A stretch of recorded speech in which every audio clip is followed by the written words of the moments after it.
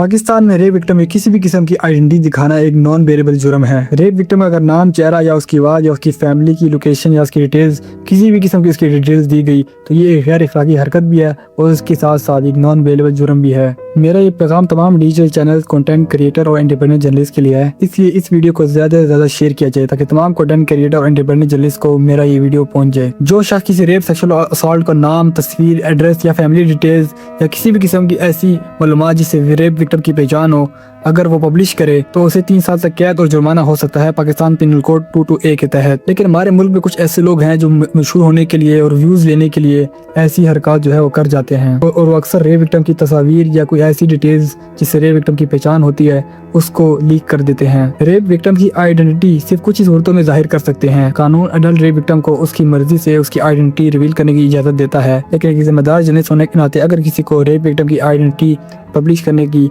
इजाज़त मिल जाए तो फिर भी उसको उसकी आइडेंटिटी छुपानी चाहिए, क्योंकि इससे रेप विक्टिम माशरे में तानों से और सोशल स्टिग्मा से बचा रहेगा। अगर रेप विक्टिम की डेथ हो गई है या रेप विक्टिम माइनर है या रेप विक्टिम जो है ज़हनी तौर पर डिस्टर्ब है, किसी भी मीडिया हाउस ने, किसी भी डिजिटल क्रिएटर ने उसकी आइडेंटिटी जाहिर करने के लिए सिर्फ उसकी माँ बाप की इजाज़त से ही उसको मीडिया में पब्लिश किया जा सकता है। माँ बाप से रिटर्न फॉर्म में इजाज़त लेने के बाद उसको बाकायदा अदालत से भी रिटर्न फॉर्म में अप्रूवल लेना लाजमी है। इसके बगैर किसी भी सूरत उसका नाम या चेहरा जो है वो सामने नहीं लाया जा सकता किसी भी मीडिया हाउस या किसी भी डिजिटल क्रिएटर की तरफ से। लेकिन अगर रेप विक्टिम अडल्ट है यानी 18+ है तो रेप विक्टिम का खुद ही इजाज़त देना लाजमी है मीडिया में आने के लिए। इसी के साथ पुलिस ऑफिसर से रिटर्न ऑर्डर और इन्वेस्टिगेशन के लिए उस शख्स का नाम यानी रेप विक्टिम का नाम जो है वो इस्तेमाल कर सकता है, लेकिन सिर्फ इन्वेस्टिगेशन की हद तक। अक्सर हमारे मुल्क की पुलिस रेप विक्टिम की पूरी FIR जो है वो वायरल कर देती हैं और ये सब काम पुलिस की जानिब से ही होता है और FIR में रेप विक्टिम का नाम, उसका पता और उसकी बहुत सारी डिटेल्स जो है वो लिखी होती हैं। मैंने ऊपर भी जिक्र किया कि रेप विक्टिम की किसी भी किस्म की आइडेंटिटी रिवील करना एक जुर्म है, उसी के साथ साथ एक गैर अखलाकी हरकत भी है। लेकिन हमारे मुल्क में बहुत ऐसे लोग पाए जाते हैं और बहुत ज़्यादा ऐसे डिजिटल चैनल भी हैं, डिजिटल क्रिएटर भी हैं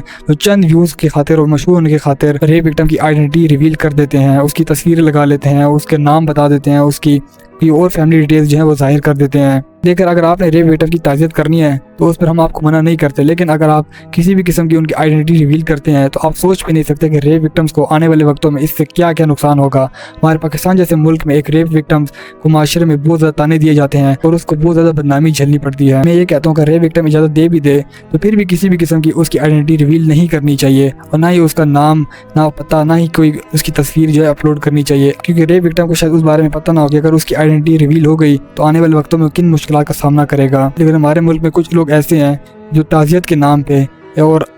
उसके लिए आवाज़ उठाने के नाम पर, यानी कि हम रेप विक्टिम के लिए आवाज़ उठा रहे हैं, तो उसकी आइडेंटिटी रिवील कर देते हैं, जिससे वो शख्स यानी रेप विक्टिम को सख्त मुश्किलात का सामना करना पड़ सकता है आने वाले वक्तों में। पिछले दिनों मैंने एक पोस्ट देखी एक डिजिटल चैनल पे जिसमें एक लड़की को एक लड़के ने शादी का झांसा देकर उसको एक जगह पर बुलाया और वहाँ पर 4 लड़कों ने उसके साथ मुबैना ज़्यादती की और फिर बाद में उस लड़की को गिरफ्तार कर लिया और फिर उस रेप विक्टिम को और रेप करने वालों को सामने एक साथ थाने में बिठाया और एक खातून एडवोकेट जो है वो एक वीडियो बना रही थी उसके बारे में कि इसके साथ ये रेप हुआ है, जो फिर वो उस लड़की को वीडियो में भी ला रही थी और उसके बाद जो लड़की को भी वीडियो में ला रही थी। सबसे बड़ी बात ये थी कि दोनों को आमने सामने बिठाया था, यानी जिसने रेप किया उसको भी और जिसका रेप हुआ है उसका भी। और उसके बाद ये वीडियो जो है डिजिटल चैनल के नाम पर अपलोड हो गई। अब हज़ारों लोगों ने ये वीडियोस देखी, लेकिन अब इस बात का पता नहीं है कि उस एडवोकेट ने रिटर्न फॉर्म में उस लड़की से इजाज़त ली होगी या नहीं ली होगी। वीडियो में तो ऐसा लग रहा था जैसे उस लड़की की इजाज़त नहीं ली गई होगी, लेकिन फिर भी अगर लड़की ने इजाज़त दी भी हो तो उसकी आइडेंटिटी रिवील नहीं करनी चाहिए थी। अब आने वाले वक्तों में उस लड़की को बहुत सारी मुश्किलात का जो है सामना करना पड़ सकता है। इस तरह और भी बहुत ज़्यादा डिजिटल चैनल